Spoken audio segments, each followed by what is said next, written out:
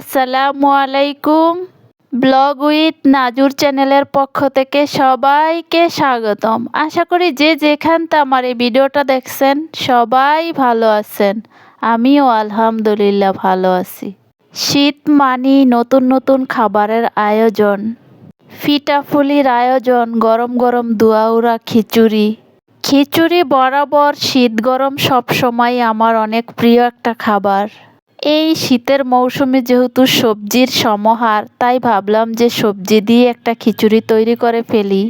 তো এখানে নতুন আলু, ফুলকপি, শিম, কাঁচা টমেটো, গাজর সব কিছু একত্রে কাটাকাটি করে ধুয়ে পরিষ্কার করে নিচ্ছি। সবজি খিচুড়ির সাথে মুরগির মাংস দিব ভাবছি, তাই কিছুটা মাংস আমি ধুয়ে পরিষ্কার করে নিচ্ছি।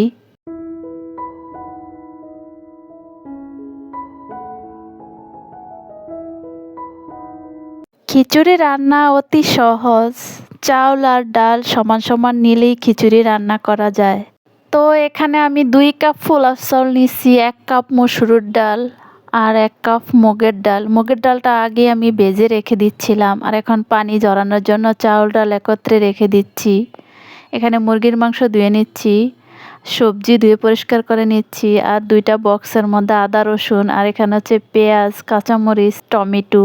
এ পর্যায়ে চুলায় একটা সসপ্যান বসিয়ে দিয়ে দিলাম তেল, কিছুটা পরিমাণ পেঁয়াজ, আর দিয়ে দিলাম 3টা তেজপাতা, কয়েকটা এলাচ, কয়েকটা দারুচিনি। এখন পেঁয়াজটা ভেজে দিয়ে দিব কিছু আদা রসুন বাটা। চুলার আঁচ এই পর্যায়ে হাই হিটে বাড়ানো। তো একটু আদা রসুনটা তেলের মধ্যে একটু ভেজে নিচ্ছি, নয়তো মশলাটা পুড়ে যাওয়ার সম্ভাবনা আছে, তাই মশলাটা একটু ভালো করে নেড়ে চেড়ে নিচ্ছি। তো এই পর্যায়ে দিয়ে দিব হলুদ গুঁড়ো, আর দিয়ে দিব পরিমাণ মতো মরিচ গুঁড়ো, দিয়ে দিব ধনিয়ার গুঁড়ো, দিয়ে দিব জিরার গুঁড়ো। এখন স্বাদ মতো লবণ দিয়ে একটু পানি দিয়ে দিব।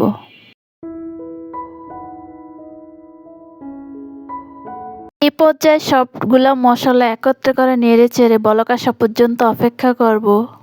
আসলে কখনো কখনো বেঈমানদের ক্ষমা করতে হয় না, কখনো কখনো সুযোগও দিতে হয় না। আসলে বাস্তবতা বলতে কি, কিছু মানুষের সরলতাকে কিছু মানুষ দুর্বলতা ভাবে, আর উপরে উপরে ভালোবাসা দেখায়, ভিতরে ভিতরে স্বার্থের দিকেই তাকায়। তো এই পর্যায়ে মশলাটা কষানো শেষ। এখন দিয়ে দিব মুরগির মাংসগুলা, আর মুরগির মাংসটা ভালো করে মশলার সাথে কষিয়ে নিব। ব্রয়লার মুরগি সিদ্ধ হইতে তেমন একটা টাইম লাগে না। তো এই পর্যায়ে আমার মাংসটা কষানো শেষ। চাউল ডাল আমি আগেই ধুয়ে পানি ঝরিয়ে রেখেছি। তো এখন মাংসের সাথে চাউলগুলা নেড়ে চেড়ে একসাথে মিশিয়ে নিব। এই খিচুড়ির রেসিপি আমি আগেও আরেকটা ভিডিওতে দিয়েছিলাম। ওই খিচুড়িটা সিদ্ধ চাউল সবজি দিয়েই করা ছিল। ওই দিনকার খিচুড়িটা ছিল সিদ্ধ চাউল দিয়ে, আজকের খিচুড়িটা ছিল পোলার চাউল দিয়ে, মুরগির মাংস দিয়ে। পার্থক্য শুধু এটাই, একটা খাবার কতভাবেই রান্না করা যায়। তো এই পর্যায়ে মাংস পোলার চাল একসাথে কষানো শেষ। এখন দিয়ে দিলাম কেটে রাখা সবজিগুলো আর ফালি করা কয়েকটা কাঁচামরিচ। সব কিছু একত্রে নেড়ে চেড়ে দিব, আর একটা ঢাকনা দিয়ে ভালো করে কষিয়ে নিব।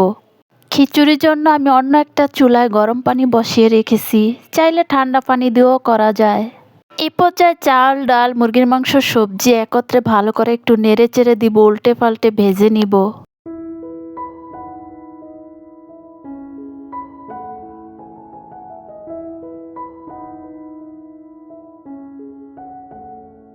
আমি জানি না এই মুহূর্তে কে কোথা থেকে আমার এই ভিডিওটা দেখছেন বা দেখতেছেন। দেখতে থাকেন, দেখতে দেখতে যদি বিন্দু পরিমাণও ভালো লাগে তাহলে একটি লাইক দিয়ে চ্যানেলটি সাবস্ক্রাইব করে আমার পাশে থেকে যাবেন। আর যারা অলরেডি এই কাজটা করে ফেলছেন তাদেরকে অসংখ্য ধন্যবাদ। এই পর্যায়ে খিচুড়ি রান্না করা শেষ। আস্ত কয়েকটা কাঁচামরিচ দিয়ে এখন উপরে দিয়ে একটু ছিটিয়ে দিতেছি ঘি। ঘি দিলে খাবারের টেস্টটা আরও ভালো বেড়ে যায়, এটা তো সবাই জানি। এখন লবণ চেক করে দিয়ে দিলাম কিছু ধনেপাতা। এই পর্যায়ে খিচুড়িটা আমার রান্না করা শেষ। তো একটু নেড়েচেড়ে একটা ঢাকনা দিয়ে ডেকে দিব। খিচুড়ি খেতে হয় গরম গরম ধোঁয়াউরা। তো আমি অনেক সকাল সকাল খিচুড়িটা রান্না করছি, কিন্তু খেতে খেতে একটু লেট হয়ে গেল। শীতের মৌসুমে ঘুম তো ভাঙতেই চায় না, খুঁজি খালি মিষ্টি রোদ। সকালের নাস্তা খেতে খেতে সবাইকে একটা কথা মনে করিয়ে দিই, যারা এই মুহূর্তে ভিডিওটা দেখছেন অবশ্যই লাইক দিয়ে কন্টিনিউ করবেন। আজ 16ই ডিসেম্বর, মহান বিজয় দিবস। সবাইকে মহান বিজয় দিবসের শুভেচ্ছা। আমার সকল মুক্তিযোদ্ধা ভাই বোনদের জন্য দোয়া রইল, আল্লাহ তাআলা যাতে ওনাদের কবরের আযাব মাফ করে দেন, আমিন।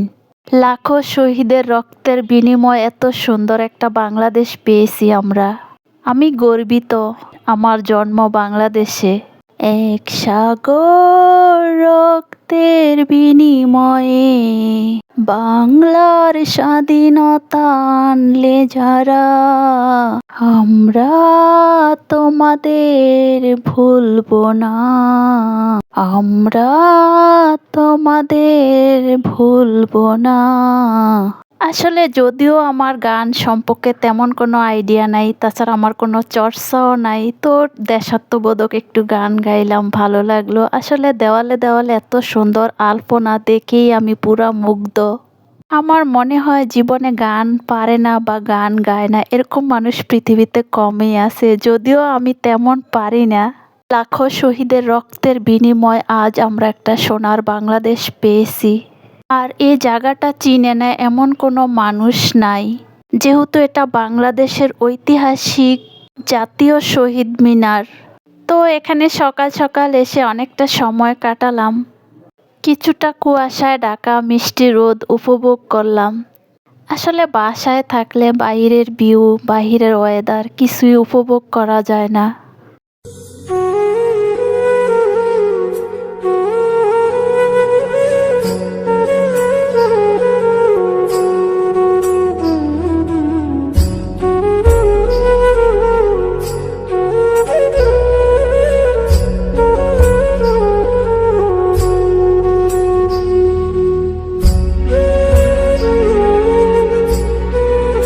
আসলে আমরা গৃহিণীরা সংসার নামক জীবনটা একটা চাকরি। কেনই বা এই কথা বললাম, আসলে ঘর থেকে বের হওয়ার আগে কয়েকবার ভেবে নিতে হয় যে ঘরে কি কাজ আছে, গুছিয়ে নিতে হয়, অনেক কিছু চিন্তা করে নিতে হয়। সংসার নামক জীবন থেকে বা কাজকর্ম থেকে কখনোই ছুটি নিতে পারি না। আসলে জীবনটা বড়ই অদ্ভুত। তো বাহির থেকে এসে আদারওয়াইজ যে কাজগুলো আছে এগুলো সেরে নিচ্ছি। অফ ক্যামেরায় আমি রান্নাবান্না শেষ করে নিচ্ছি। তো এখানে একটা লেবু কেটে নিচ্ছি, আমার বান্ধবীর ছাদ বাগানের লেবু। এখানে 3টা আমরাও ছিল। তো আজ দুপুরে রান্নাবান্নায় যা ছিল, গরুর মাংস, ডাল, লাল শাক ভাজি আর ভাত। এই লেবুটার এত ফ্লেভার, মাশাল্লাহ। ছাদ বাগান থেকে এত সুন্দর একটা সতেজ লেবু কেটে নিচ্ছি, ফ্লেভার এত সুন্দর। তো এখন দুপুরের খাবারটা খেয়ে নিব। রান্নার ভিডিও শেয়ার করলে অনেকটা লং হয়ে যেত, ভিডিওটা দেখতে হয়তো বা ভালো লাগতো না। তো এতক্ষণ ধৈর্য সহকারে যারা আমার এই ভিডিওটা দেখছেন সবাইকে অসংখ্য ধন্যবাদ। সবাই ভালো থাকবেন, সুস্থ থাকবেন। আল্লাহ হাফেজ।